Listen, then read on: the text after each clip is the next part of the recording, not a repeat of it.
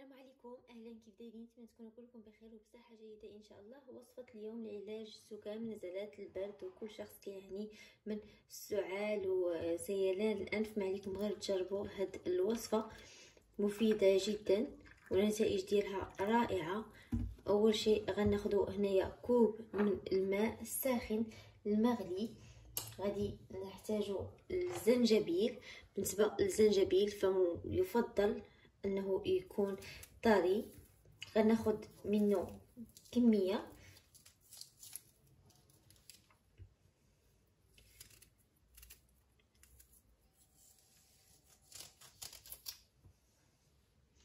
نقطعه قطع صغيره بهذا الشكل،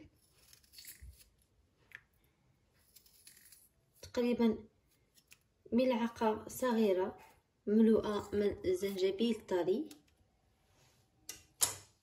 ايضا غنحتاجو العسل طبيعي حر، غناخدو ملعقه. بالنسبه للزنجبيل فالطعم ديالو كيكون نوعا ما حامض، يعني من الافضل اننا نضيفو الحامض، ولكن نضيفو قطرات قليله وعلى حسب الذوق ديال كل شخص.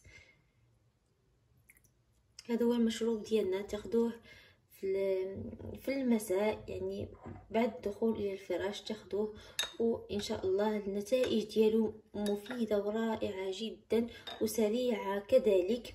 بالنسبه لهذا الكوب فيغطى وحتى كيرجع دافئ عاد كتشربوه.